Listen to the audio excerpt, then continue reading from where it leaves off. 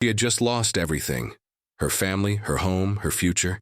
Then the new Blackfeet chief looked into her eyes and made a declaration that would seal her fate forever.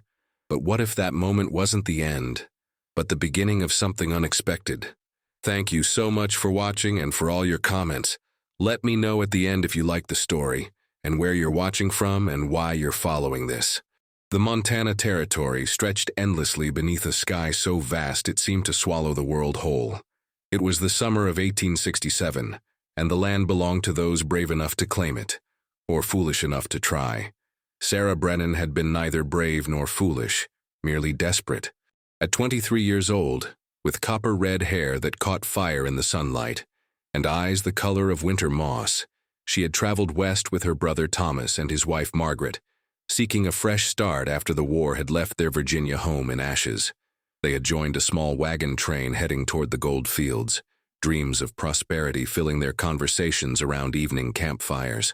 Those dreams had died 3 days ago in a hail of arrows and war cries.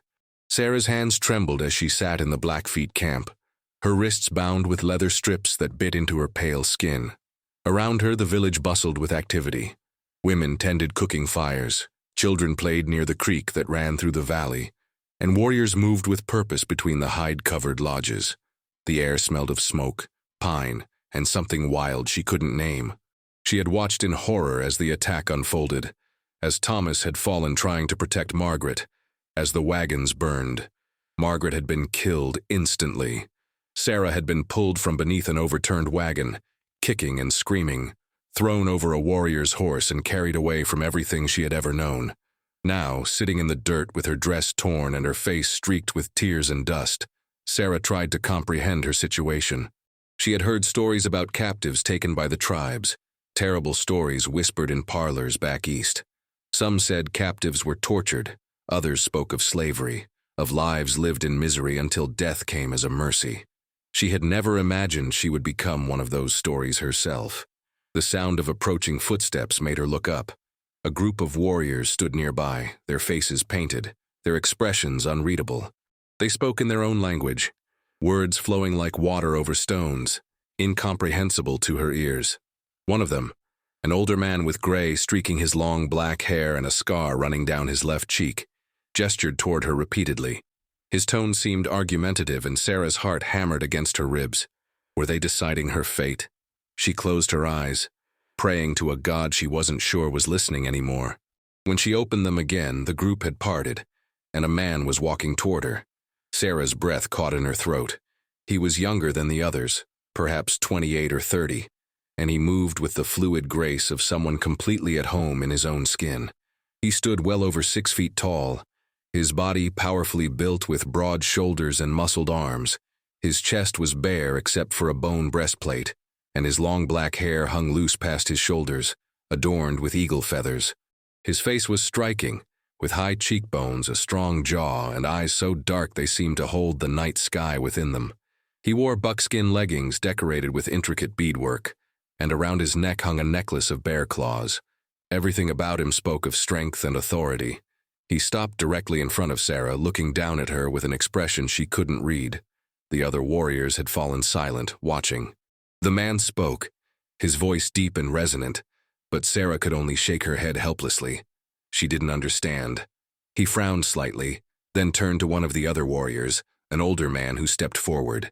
This second man looked at Sarah and spoke in heavily accented but understandable English. "I am called Grey Wolf. I will speak for Swift Bear, who is now chief of our people. His father, the great chief Ironhorn, fell in battle with the Crow 3 moons past. Swift Bear has proven himself worthy to lead. He has counted many coups, led successful raids, and shown wisdom beyond his years. Today, he led the raid on your wagon train. You are his captive by right of capture." Sarah's mind reeled. Chief. The word struck her like a physical blow. She was the captive of a chief. She didn't know if that made her situation better or worse. She forced herself to speak, her voice hoarse from screaming and crying. "What will happen to me? Will I be killed?" Grey Wolf translated her question to Swift Bear, who listened intently, his dark eyes never leaving Sarah's face. When Grey Wolf finished, Swift Bear responded, his words measured and deliberate. Grey Wolf turned back to Sarah. Swift Bear says you are strong. You fought when the warriors took you. You did not faint or beg. This is good. Weak women have no place among the Blackfeet. Sarah didn't feel strong. She felt terrified, exhausted, and utterly lost. But something in Swift Bear's steady gaze made her lift her chin slightly. She would not give him the satisfaction of seeing her crumble completely. I want to go home, she said, hating how her voice wavered. Please, I have no family left now, but there are people in the settlements who will help me. Let me go. Again, Grey Wolf translated. Swift Bear's expression didn't change, but something flickered in his eyes. Something that might have been respect or might have been amusement. He spoke again, and this time his words were longer, more complex. Grey Wolf listened carefully before turning to Sarah with an expression that seemed almost apologetic. Swift Bear says the white men have taken much from our people. They kill the buffalo that feed us, cut down the forests where we hunt, and build their wooden lodges on land that has belonged to the Blackfeet since the time of our grandfathers' grandfathers. Your people have made war on us, though we did not seek conflict. Many of our warriors have died at the hands of white soldiers. Many of our women and children have starved because the buffalo grow scarce. He says that you are a prize of war, and the Blackfeet do not return prizes. Tears burned in Sarah's eyes, but she blinked them back furiously. She wouldn't cry in front of these men, wouldn't show them how completely her heart was breaking. I had nothing to do with any of that, she said, her voice stronger now, edged with anger. I never hurt anyone. My family never hurt anyone. We were just trying to survive, same as you. When this was translated, Swift Bear's eyes narrowed slightly. He studied her for a long moment, and Sarah felt as though he was looking past her face, past her fear, trying to see something deeper. Finally, he spoke again, and this time his words were firm, carrying the weight of absolute authority. Grey Wolf's face remained neutral as he translated. Swift Bear has made his decision. You will not be killed. You will not be returned. You will stay with the Blackfeet. He paused, and Sarah saw something almost like sympathy cross his weathered features. Swift Bear says, you come with me, you will be my wife. The world seemed to tilt beneath Sarah. For a moment she couldn't breathe, couldn't think. Wife. The word echoed in her mind, impossible and terrifying. She stared up at Swift Bear, who met her gaze without flinching, his expression serious and determined. This wasn't a request or a negotiation.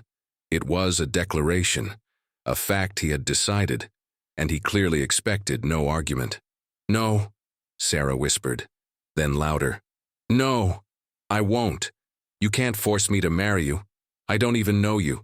You're a savage who killed my family. Her words needed no translation. The anger in her voice, the defiance in her eyes spoke clearly enough. Some of the other warriors muttered among themselves, and Sarah saw anger flash across several faces. But Swift Bear simply raised his hand, and silence fell immediately. He spoke again, his voice calm but unyielding. Grey Wolf translated reluctantly. Swift Bear says that among the Blackfeet a chief must have a wife.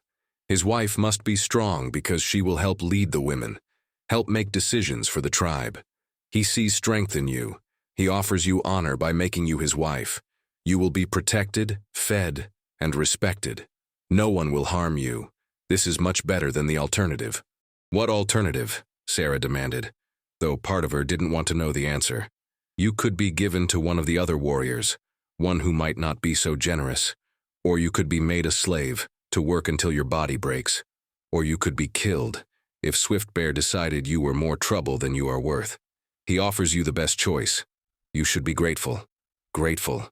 The word was almost laughable. Sarah looked around the camp, at the strange world she had been thrust into, at the people who had destroyed her life in a single afternoon. Then she looked back at Swift Bear, at this man who stood before her like a force of nature, unmovable and absolute.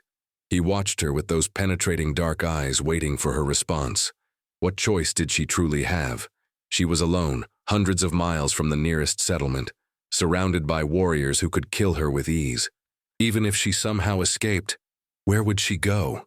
The wilderness would claim her within days, and Swift Bear, for all that he was her captor, had offered her protection and status rather than brutality. It wasn't what she wanted. Not even close, but it might be the only way to survive. I need time, Sarah said finally, her voice barely above a whisper. Please, I need time to think.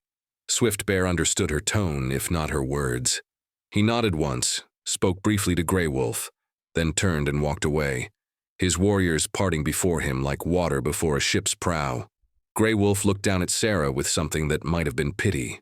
You have until tomorrow's sunset, he said quietly. Swift Bear is not a patient man, but he is fair. He will give you this time to accept what must be. Use it wisely, white woman. Your life depends on the choice you make. Sarah spent the night in a small lodge at the edge of the camp, guarded by 2 older women, who watched her with suspicious eyes, but offered her water and dried meat. She couldn't eat. Her stomach churned with fear and grief, and every time she closed her eyes, she saw Thomas falling, heard Margaret scream cut short.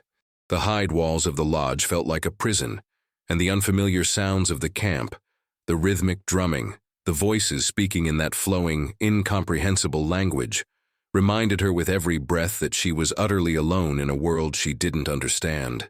As dawn broke over the mountains, painting the sky in shades of gold and crimson, Sarah sat with her knees drawn to her chest, trying to think clearly through the fog of exhaustion and terror. Marriage to Swift Bear. The very idea seemed insane.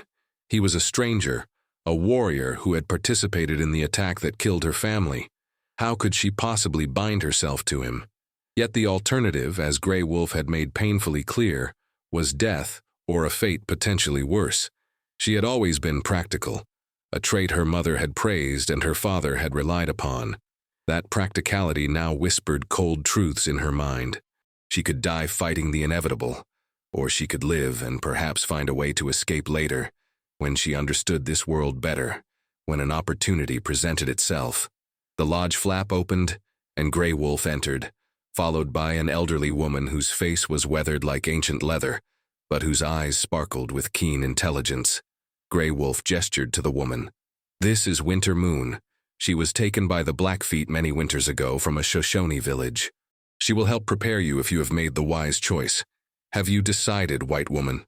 Sarah's throat tightened. This was the moment. She could refuse, could cling to her pride and her anger, and likely die for it. Or she could bend, could survive, could wait for whatever future might unfold. She thought of Thomas, of how he had always told her she was the strong one, the survivor. He would want her to live. Taking a shaking breath, she nodded. I will marry him, but I have conditions. Grey Wolf's eyebrows rose in surprise, and he actually smiled slightly, an expression that transformed his stern face. You bargain with a chief. You're either very brave or very foolish. Speak your conditions. I will translate, but Swift Bear may not agree to anything. Sarah straightened her shoulders, forcing steel into her voice. I will learn your language and your ways, but I will not forget who I am. I will be his wife, but I will not be his slave. And if he ever mistreats me, if he beats me or abuses me, I will find a way to leave, even if it kills me. Tell him that. Grey Wolf's expression became serious as he listened. Then he nodded slowly. I will tell him. Wait here.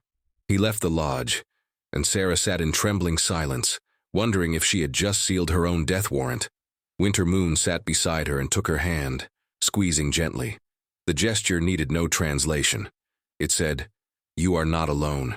It said, I understand. It said, You will survive this. When Grey Wolf returned, Swift Bear was with him. In the morning light filtering through the lodge opening, the chief looked even more imposing. He wore a shirt now, made of soft buckskin decorated with porcupine quills in intricate geometric patterns, and his hair was braided on one side, adorned with more feathers. He stood in the center of the lodge, his presence seeming to fill the space, and looked down at Sarah with those unfathomable dark eyes. Grey Wolf spoke. Swift Bear has heard your conditions. He says that among the Blackfeet, women are valued. A man who beats his wife without cause is shamed. A man who abuses the weak is no man at all. He says he will never raise his hand to you in anger. He expects you to learn our ways and to honor our customs, but he will not ask you to forget your past. You will be his wife in truth, with all the respect and protection that brings. He says that if you keep your word to him, he will keep his word to you. This is the promise of Swift Bear, chief of the Blackfeet, and his word is law among our people." Sarah looked up at Swift Bear, searching his face for any sign of deception. She saw none. His expression was solemn, almost ceremonial, and she realized that for him this was as serious and binding as any Christian wedding vow. He was offering her a genuine promise, and everything she had seen of him suggested he was a man who kept his promises. Slowly she stood, her legs unsteady, but her resolve firm. She met his gaze directly, refusing to look away even though her heart pounded. "Then I accept," she said quietly. "I will be your wife." Swift Bear's lips curved slightly, not quite a smile, but something softer than his usual stern expression. He spoke, and Grey Wolf translated. "He says the ceremony will be tonight when the sun sets. Winter Moon will prepare you and teach you what you must do. He says that he knows this is not the life you chose, but he will try to make it a good life. He asks only that you give him the chance to prove he is worthy of your trust." Before Sarah could respond, Swift Bear did something unexpected. He reached out and gently touched her cheek, his calloused fingers surprisingly tender against her skin. His eyes held hers for a long moment, and Sarah felt something shift inside her chest, some tiny crack in the wall of fear and anger she had built around her heart. Then he was gone, ducking out of the lodge and leaving Sarah trembling in the wake of that brief, intimate gesture. Winter Moon smiled and began speaking in a mixture of Blackfeet and broken English, gesturing for Sarah to follow her. Over the next several hours, the old woman bathed Sarah in the creek, the cold water shocking against her skin, then dressed her in a beautiful dress made of white doe skin, softer than anything Sarah had ever worn. The dress was decorated with blue and white beads and patterns that reminded Sarah of flowing water, and fringe hung from the sleeves and hem. Winter Moon braided Sarah's copper hair, weaving in small white feathers and sweet-smelling herbs. As she worked, she spoke continuously in her limited English, explaining what she could. "Swift Bear, good man. Strong, fair. He take care of you. You learn, you see. Blackfeet ways, different but good. You have purpose here. You be important woman, chief's wife. Other women respect you, listen to you. Better than white world sometimes, yes? Here, woman can own property, can speak in council, can make decisions. You see? You learn. It be okay." Sarah wanted to believe her, wanted to think that somehow this nightmare might transform into something bearable. As the day wore on and she met other women in the village, some friendly, some reserved, she began to see the structure of this society. The women worked hard, yes, tanning hides and gathering food and caring for children, but they also laughed together, made decisions together, clearly held power and influence. It wasn't the world she had known, but it wasn't the hellish captivity she had feared either. As sunset approached, painting the sky in brilliant oranges and purples, Sarah was led to the center of the camp where a large fire burned. The entire tribe had gathered, forming a circle around the flames. Swift Bear stood waiting, magnificent in his ceremonial dress, his face painted with red and white stripes that somehow made him look even more striking. Grey Wolf stood beside him, along with several tribal elders. Sarah's hands shook as Winter Moon guided her forward. The ceremony itself was simpler than Sarah had expected. An elder spoke in Blackfeet, his voice rising and falling in what sounded like a blessing or prayer. Swift Bear and Sarah stood facing each other across the fire, while the elder bound their wrists together with a long strip of decorated leather. Swift Bear spoke, his words formal and measured, and Grey Wolf translated quietly for Sarah's benefit. "I, Swift Bear, son of Ironhorn, chief of the Blackfeet, take this woman as my wife. I will protect her, provide for her, honor her, and keep her safe from all harm. I give her my name, my home, and my word. Before the spirits and before my people, this I swear." Then Grey Wolf turned to Sarah expectantly. Winter Moon had taught her the words, had made her practice them over and over. Now, with the entire tribe watching and Swift Bear's dark eyes fixed on her face, Sarah spoke in halting Blackfeet, the words strange on her tongue but clear enough. "I, Sarah, take Swift Bear as my husband. I will honor his name, learn his ways, and stand beside him. This I promise before his people." Her voice wavered but didn't break, and she saw approval flash in Swiftbear's eyes. The elder unwound the leather binding their wrists and proclaimed them married. The tribe erupted in cheers and ululating cries, and drums began to beat as people started to dance around the fire. Swiftbear took Sarah's hand, his grip warm and strong, and led her away from the fire toward a lodge that stood slightly apart from the others. It was larger than most, decorated with painted symbols Sarah didn't understand, clearly the dwelling of someone important. Inside, the lodge was surprisingly comfortable. Buffalo robes covered the floor, and a small fire burned in the center pit, its smoke rising through the opening at the top. Sarah stood uncertainly just inside the entrance, suddenly acutely aware that she was alone with this man who was now her husband, this stranger who held her life in his hands. Swiftbear seemed to sense her fear. He gestured for her to sit on one of the robes, then sat across from her, leaving space between them. For a long moment, they simply looked at each other. Then slowly and carefully, Swiftbear began to speak in English. His accent was heavy, his vocabulary limited, but the words were clear enough. "I learn your language, some, from Trader, long ago. Not speak good, but I try." Sarah's eyes widened in shock.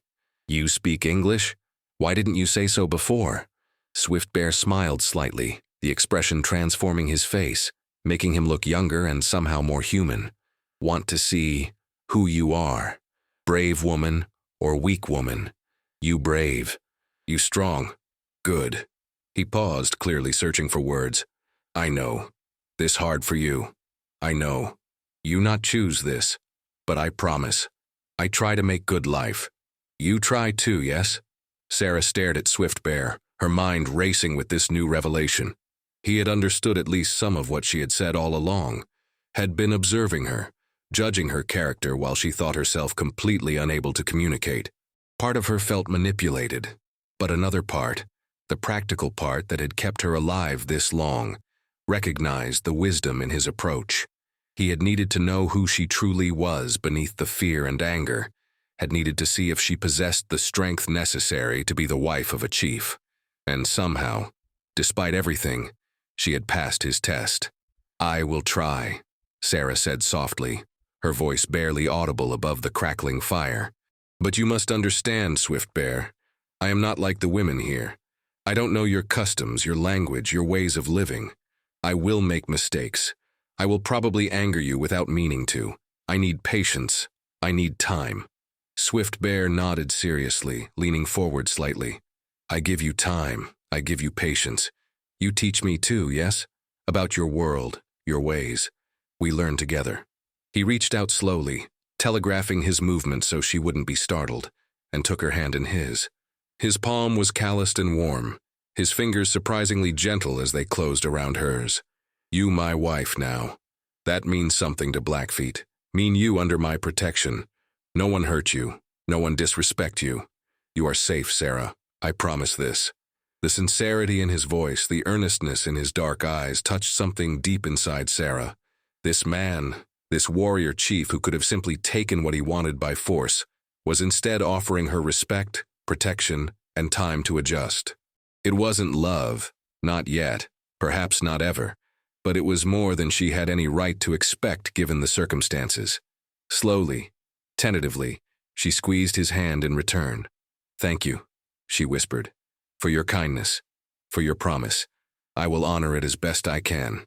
That night, Swiftbear proved true to his word. He gave Sarah the more comfortable sleeping robes and took a position on the other side of the fire, giving her space and privacy. As she lay in the darkness, listening to the sounds of the camp settling for the night, Sarah felt tears slip down her cheeks. She cried for Thomas and Margaret, for the life she had lost, for the future she had imagined that would never be. But she also felt a strange, fragile sense of hope beginning to take root. Perhaps somehow she might find a way to not just survive in this new world, but to live in it. The days that followed fell into a rhythm that surprised Sarah with its normalcy. Winter Moon became her constant companion and teacher, showing her how to tan hides, gather roots and berries, prepare meals using methods completely foreign to Sarah's experience. The work was hard, harder than anything she had done in Virginia, but there was satisfaction in learning new skills, in slowly beginning to understand the language that flowed around her like water. Swift Bear was often gone during the days, leading hunting parties or meeting with other warriors to discuss matters of tribal security and survival. But in the evenings, he would return to their lodge, and they would sit together by the fire. Their conversations were halting at first, limited by Swift Bear's broken English and Sarah's non-existent Blackfeet, but gradually they found ways to communicate. He told her about his father, the great Chief Iron Horn, who had been killed in a battle with the Crow tribe over hunting grounds. He spoke of the responsibility that had fallen on his shoulders, of the weight of leading a people through increasingly difficult times as white settlers pushed westward and the buffalo herds dwindled. Sarah, in turn, told him about her life in Virginia, about the war that had destroyed her family's plantation, about the desperate hope that had driven them west seeking a new beginning. "Your people and my people, we not so different," Swift Bear said one evening, his brow furrowed in concentration as he worked to express a complex thought in English. Both trying to survive, both trying to protect family, protect home. But white men, they take and take. They not share land, they own it. This we not understand. Land belong to everyone, to the spirits, to the animals. How can one man say, "This mine, you cannot hunt here"? Sarah considered his words carefully. "I think many white people would say they need to own land to feel secure, to build something permanent for their children. But I see your point. The way we do things, it does take from others. It doesn't leave room for sharing." She paused, thinking of her own family's plantation, of the slaves they had owned, of the indigenous peoples who had been driven from Virginia long before she was born. "My people have done terrible things in the name of progress and civilization. I can't defend that. I can only say that not all of us want to destroy. Some of us just want to live peacefully." Swift Bear studied her face in the firelight, and Sarah saw respect growing in his eyes. "You speak truth even when it hurt. This is good. A chief's wife must see clearly, must speak wisely. You learn fast, Sarah. You become strong Blackfeet woman." He smiled slightly. "Still have much to learn, but you try hard. This I see." As weeks turned into months, Sarah found herself changing in ways she never could have anticipated. Her hands, once soft and pale, became calloused and brown from sun and work. Her body grew stronger from the physical demands of daily life. She learned to speak Blackfeet with increasing fluency, to understand the rhythms and patterns of tribal life. The other women, initially suspicious of the white captive, began to accept her as Swift Bear's wife, seeking her counsel on small matters, including her in their conversations and work. Winter Moon became like a grandmother to her, patient and loving, always ready with advice or comfort. And Swift Bear himself became less of a stranger and more of a companion. Sarah found herself looking forward to the evenings when he would return, to the conversations they shared, to the quiet moments when they would sit in comfortable silence and simply exist together. She noticed small things about him, the way his eyes crinkled when he smiled, the gentleness with which he spoke to children, the fierce loyalty he inspired in his warriors. He was a good leader, fair and decisive, and the tribe prospered under his guidance. He was also unfailingly kind to Sarah, patient with her mistakes, protective without being controlling, respectful of her boundaries, even as they slowly grew closer. One night, nearly 4 months after their marriage, Sarah woke to find Swift Bear standing at the lodge entrance, looking out at the star-filled sky. She rose quietly and moved to stand beside him. "What troubles you?" she asked softly in Blackfeet, the words coming easily now. He glanced down at her, and in the moonlight his face looked troubled. "Scouts report soldiers coming. Many soldiers with wagons and guns. They build fort 2 days' ride from here. They say they come to protect white settlers, but we know truth. They come to push us from our lands, to force us onto reservations where we cannot hunt, cannot live as Blackfeet have always lived." Sarah's heart clenched. She had heard whispers of this, had seen the worry growing among the tribe. "What will you do?" "I must protect my people, must make hard choices. Some warriors want to fight, want to drive soldiers away. But I see how many whites come, how many guns they have. If we fight, many will die, maybe all. But if we do not fight, we lose everything anyway. There is no good choice, Sarah. Only hard ones." He looked at her intently. You are white. You understand their ways. What would you do? Sarah was silent for a long moment, thinking carefully. Finally, she spoke. I think you must talk to them first. Try to find peace if you can. Not because you are weak, but because you are wise. A good leader tries all paths before choosing war. And if war comes, if there is no other way, then you fight knowing you did everything possible to avoid it. Your people will respect that. They will follow you because you put their survival above pride. Swift Bear reached out and cupped her face gently, his thumb brushing across her cheekbone. You have become wise counsel, my wife. Your words carry weight in my heart. Then to her surprise, he leaned down and kissed her forehead tenderly. I am grateful the spirits brought you to me, even in such hard way. You make me better chief. You make me better man. Sarah felt warmth bloom in her chest, a feeling she had been trying to deny for weeks now. Somewhere along the way, without her quite realizing when or how, she had stopped seeing Swift Bear as her captor and started seeing him as her husband in truth. She had come to admire his strength, his wisdom, his unwavering commitment to his people. She had come to appreciate his gentleness with her, his patience, his respect, and now, looking up into his face, she realized with startling clarity that she had come to care for him deeply, perhaps even to love him. Swift Bear, she whispered, her voice trembling slightly. I need to tell you something. When I first came here, I hated you. I hated everything about this place. I wanted only to escape, to return to my own people. But you showed me kindness when you could have shown cruelty. You gave me respect when you could have given me nothing. You kept every promise you made to me. And somewhere in these months, I stopped being your captive and became your wife in my heart. Not just in name. I don't know if what I feel is love, not yet.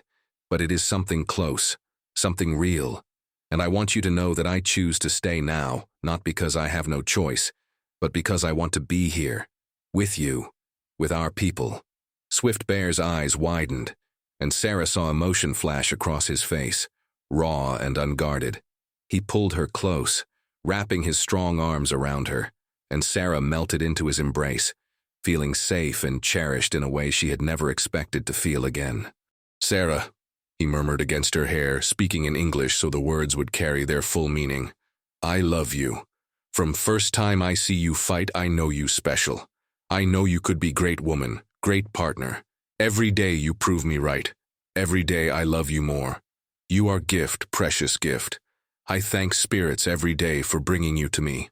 They stood there in the moonlight, holding each other, and Sarah felt the last walls around her heart crumble. This was not the life she had planned, not the future she had imagined, but it was real and it was hers. And standing in her husband's arms, she realized she didn't want to be anywhere else. The past could not be changed.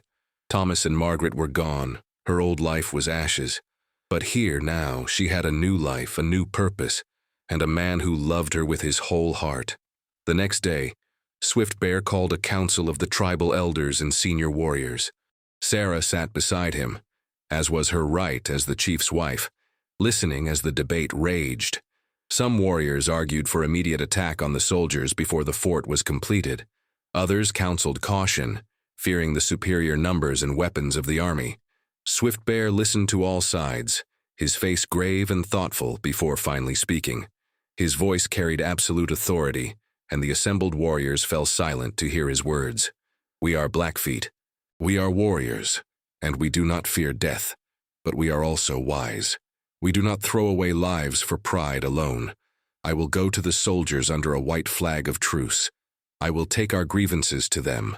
We'll tell them we wish to live in peace but will not be driven from our hunting grounds like animals. I will give them chance to hear reason. If they refuse, if they demand we leave our lands or threaten our people, then we will fight. We will fight with everything we have, and we will die as Blackfeet, free and proud. But first we try for peace. This is my decision as your chief. There were murmurs, some approving, some skeptical, but no one openly challenged Swift Bear's authority.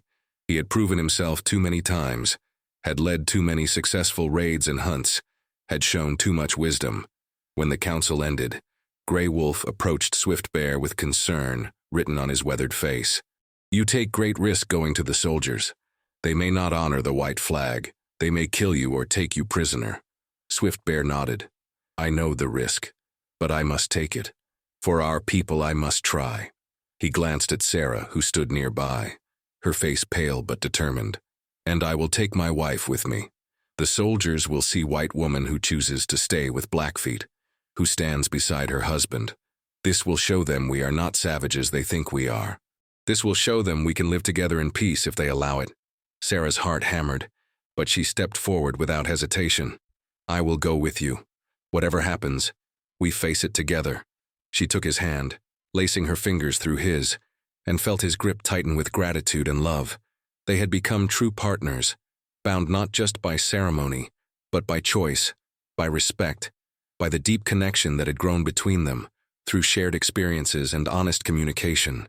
3 days later, Swift Bear, Sarah, Grey Wolf, and a small delegation of warriors rode toward the fort, under a white flag made from a trader's cloth.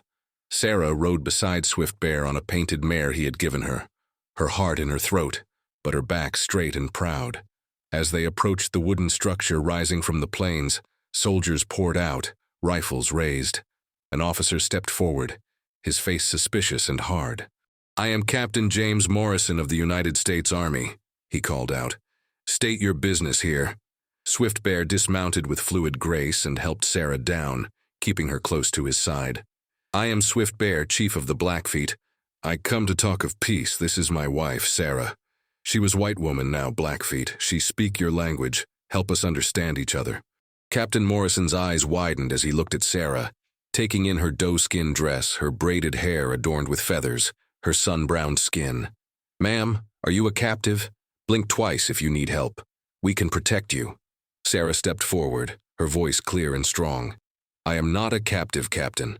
I am Swift Bear's wife by choice. I came here to help negotiate peace between your people and my husband's tribe. The Blackfeet do not want war, but they will not be driven from their ancestral lands without a fight. Surely there must be a way for both peoples to coexist, to share these lands without bloodshed. What followed were hours of tense negotiation. Sarah translated between Swift Bear and the officers, helping each side understand the other's position. The soldiers wanted security for the settlers streaming westward. The Blackfeet wanted assurance that their hunting grounds would be respected, that they would not be forced onto distant reservations. It was Swift Bear's eloquence, channeled through Sarah's translation, that finally began to sway the officers. He spoke of his people's history on these lands, of the sacred places and the buffalo herds that sustained them, of the willingness to share if respect was given in return. Captain Morrison, to his credit, listened. I cannot make promises for the government, he said finally, but I can write to my superiors, recommend that this territory be designated as shared hunting grounds, that settlements be limited to certain areas with Blackfeet access protected. It may not work. Politics in Washington are complicated, but I will try if you will agree to peace while we wait for an answer. Swift Bear looked at Sarah, and she saw in his eyes both hope and wariness. She nodded encouragingly. It is a chance, she said softly in Blackfeet. Perhaps the only one we will get. Swift Bear turned back to the captain and, with great dignity, extended his hand. We have agreement. Peace while we wait. But know this, Captain. If your government does not keep its word, the Blackfeet will fight. We will die before we live as prisoners on our own land. The two men shook hands, and Sarah felt tears prick her eyes. It wasn't a perfect solution, might not even be a lasting one, but it was hope. It was a chance for both peoples to find a way forward that didn't end in blood and death. As they rode back to the camp, Swift Bear pulled Sarah close against his side. You did well today, my wife. You helped save lives, helped find path through darkness. I am proud to call you mine. Sarah leaned into him, feeling the steady rhythm of his heartbeat, the warmth of his body. We did it together, she said, as partners, as we will face everything that comes, good or bad. Together. 2 months passed, and against all odds, Captain Morrison kept his word. A treaty was signed designating certain lands as protected Blackfeet territory, with provisions for shared hunting rights and limited settlement in other areas. It wasn't perfect, There were violations and tensions, times when it seemed the fragile peace would shatter. But Swift Bear's leadership and Sarah's ability to bridge the two cultures helped maintain the balance. She became not just a chief's wife, but a diplomat, a teacher, helping young Blackfeet learn English so they could negotiate with traders and officials, helping settlers understand Blackfeet customs to reduce misunderstandings. One evening, nearly 2 years after Sarah's capture, she stood outside the lodge watching the sunset paint the mountains in shades of gold and purple. She felt Swift Bear's arms encircle her waist from behind, felt his chin rest on the top of her head. Her hand moved to her stomach where their child grew, a symbol of two worlds coming together, a bridge between cultures. She had lost everything in that wagon train attack, but she had also found something precious, a love she never expected, a purpose she never imagined, a home she had built from the ashes of her old life. "Do you ever regret it?" Swift Bear asked softly. "Staying here? Becoming Blackfeet?" Sarah turned in his arms, looking up into the face she had come to love more than she ever thought possible. "No," she said honestly. "I regret the pain it took to get here. I mourn the family I lost. But I don't regret you, or us, or this life we've built together. You told me once that you would try to make it a good life, and you've kept that promise 100 times over. I love you, Swift Bear. I love our people. I love the woman I've become here. This is my home now, truly, and I wouldn't trade it for anything." Swift Bear kissed her then, deep and tender, a kiss full of love and promise and gratitude for the unexpected gift life had given them both. Around them, the Blackfeet camp hummed with life, children playing, women singing, warriors telling stories around the fires. Sarah had come to this place as a captive, terrified and alone, declared to be the chief's wife whether she willed it or not. But she had stayed by choice, had built a life of meaning and purpose, had found love in the most unexpected place. And as the stars began to appear in the darkening sky, Sarah knew with absolute certainty that she was exactly where she was meant to be, in the arms of the man who had given her not just his name, but his heart, his respect, and a future neither of them could have imagined on that fateful day when he had declared, "You come with me, you will be my wife." It had been a command then. Now it was the truth of her heart freely given and joyfully embraced.